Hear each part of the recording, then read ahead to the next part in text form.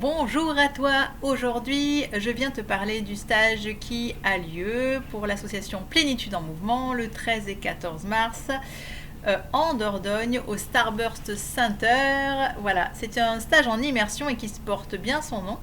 Ressourcement en pleine nature. Donc on sera dans un endroit vraiment privilégié. Si tu n'as pas eu le temps d'aller voir un peu à quoi ça ressemble, n'hésite pas d'aller sur le site www.monatelierdubienêtre.com.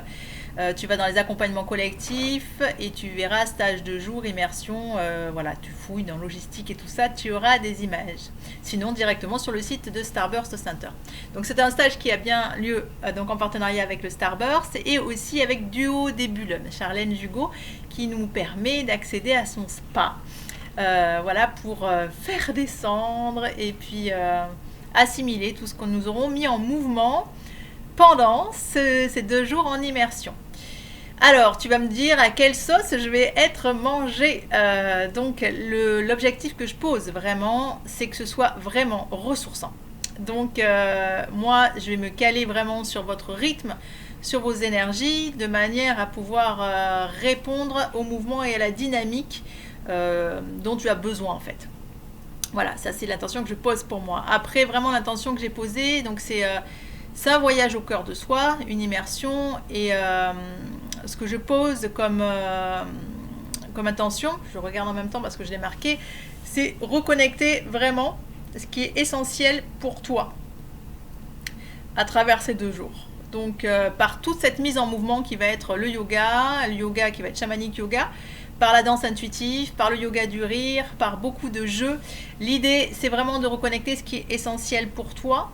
Et en fait que tu repartes complètement aligné sur la vibration primordiale de ce que tu vas faire éclore, en fait, de ce que tu mets en terre et ce que tu vas nourrir. Donc vraiment aligner ta vibration de manière à pouvoir tout simplement le créer dans la matière. Voilà. Quoi d'autre? Donc l'idée, qu'est-ce qu'on va voir ensemble? Donc c'est comment justement se ressourcer, les 4 pas essentiel pour se ressourcer et œuvrer à partir de sa conscience supérieure. Donc les 4 pas, tu les connais un peu si tu me suis. Donc les 4 pas, on va partir du corps physique, c'est la première escale, c'est l'écoute du langage du corps physique. Qu'est-ce que mon corps physique, qui est la conséquence des autres corps, me dit ici et maintenant? Donc apprendre à sentir les raideurs, éventuellement l'inverse, les bouffées énergétiques que tu ressens. Donc se caler sur le corps physique, et à partir de là, cette lecture du corps physique va nous amener sur la lecture du corps énergétique. Donc comment ressourcer mon énergie, à quoi répondre. Et ensuite, on va contacter le corps émotionnel qui impacte lui aussi le corps énergétique. Et à partir des émotions, déjà, apprendre à les identifier, les reconnaître, et à partir de là, quelles sont les bonnes intentions de ces émotions de manière à répondre toi, de manière autonome, libre à tes besoins.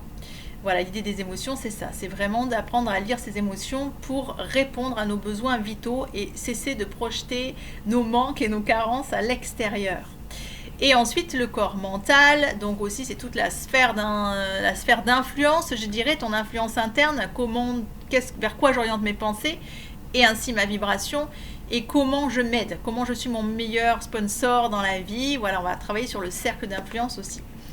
Et à partir de là, toutes les expériences de vie, c'est-à-dire le corps karmique. Donc le corps physique va nous permettre d'apprendre, en apprenant à lire son corps physique, on va apprendre à utiliser et lire le corps énergétique, le corps émotionnel, le corps mental et le corps karmique. Voilà. À partir de là, donc c'était quoi? Ça, c'était la première escale. La deuxième escale, on apprendra aussi à reconnaître nos freins et nos croyances limitantes et nous en libérer de manière à ce que ça devienne des leviers puissants. Donc qu'est-ce que j'ai autorisé dans ma vie, dans un sens, que je peux mettre dans l'autre sens, et qu'est-ce que je ne me suis pas autorisé. Donc au travers de ces leviers puissants, forcément on va les contacter. Donc là, qu'est-ce que j'avais mis? C'est aligné sur notre être. Pourquoi ça? Afin de les transformer, oui, en leviers puissants, alignés sur notre être et notre essence. C'est vraiment l'idée. Et puis donc, je pense, j'en sais rien, mais je sens effectivement que très souvent, ça va nous amener à aller connecter la valeur qu'on se donne, et la valeur est en lien avec la mer. Donc travailler un peu sur le transgénérationnel par rapport à la valeur, la mère, ce que je me dis de moi, donc augmenter son niveau de confiance intérieure. On va cheminer sans doute sur le féminin et masculin intérieur, l'équilibre de ce couple. Qu'est-ce que je crée dans la matière par rapport à mon féminin, qu'est-ce que je vibre et par rapport à mon masculin, de manière justement à revenir dans cette harmonie que nous sommes, cette plénitude, et la vibrer en conscience à l'extérieur. Et enfin, il risque peut-être, sans doute, y avoir aussi des escales sur l'enfant intérieur, puisque l'enfant intérieur, je l'aime particulièrement en ce sens qui, dans sa spontanéité, il nous reconnecte à cette dimension intuitive qui nous permet de canaliser. Voilà. Donc ça serait mon plus grand défi et ma plus grande satisfaction si de là tu repartais avec cette sensation de sentir pour toi et d'entendre pour toi, de revenir dans cette dimension où tu es capable de le faire. Voilà, et enfin nous reconnecterons nos talents et richesses fondatrices. Qu'est-ce que c'est que ce truc? Donc en fait c'est ma petite sauce à moi, mais c'est vrai que je suis assez expérimentale et j'aime bien à partir de notre choix d'incarnation, savoir pourquoi on s'est incarné avec le prénom que nous avons, pourquoi on s'est incarné à tel moment stratégique au niveau de la carte du ciel, c'est-à-dire l'horoscope zodiacal, au niveau numérologique. Et quand on met en convergence donc le prénom, l'astro, la numérologie et puis moi je fais des thèmes kabbalistiques, ça nous permet un petit peu déjà de voir dans quel dans quel champ morphique on a décidé de s'incarner et ça nous permet d'entrer en subtilité davantage avec la force qui se dégage de nous et cette unicité. Voilà, j'espère que c'est clair. Donc par cette mise en mouvement donc de shamanic yoga, de danse intuitive, des relaxations, des marches méditatives et beaucoup de jeux.